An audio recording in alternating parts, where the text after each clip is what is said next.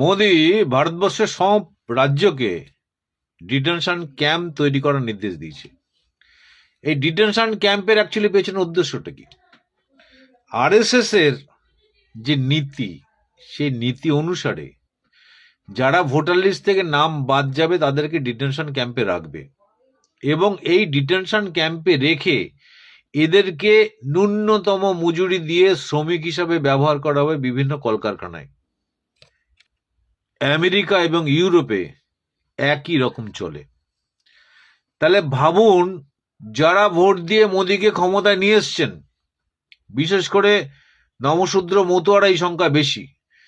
এই আমাদের ভারতবর্ষতে SC ST OBC 86%, তাহলে এসসি এসটি ওবিসিরা নিয়ে এসছেন মূলত। তাহলে যারা মোদিকে ক্ষমতায় নিয়ে এসছেন তাদের একটা অংশকে কেটে এরা ডিটেনশন ক্যাম্পে রাখতে চায়, এবং বিভিন্ন বেসরকারি কোম্পানিতে এদের ন্যূনতম মজুরি দিয়ে, অর্থাৎ কোন রকম খাওয়ার পয়সাটা দিয়ে এদের শ্রম দিতে চায়। এটাই কিন্তু বিজেপির স্ট্র্যাটেজি, এটা আরএসএস এর স্ট্র্যাটেজি। আরএসএস এর যে নীতিগুলো আছে তার মধ্যে এটা একটা। আমি সে কারণে বলতে চাই, আমার সমগোত্রীয় যারা আছে, যারা এসসি এসটি ওবিসি আছে, আমি তাদের প্রত্যেককে বলতে চাই, কোনো অবস্থাতেই ডিটেনশন ক্যাম্পে যাওয়ার জন্য বিজেপি অর্থাৎ মোদিকে একটা ভোটও নয়।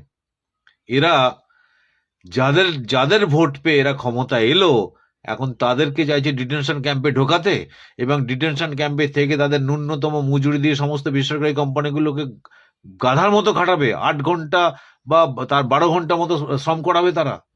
সেই কারণে বললাম, কোনো অবস্থাতেই আমরা বিজেপিকে কোথাও কখনো ভোট দেব না, এটাই হোক আমাদের অঙ্গীকার।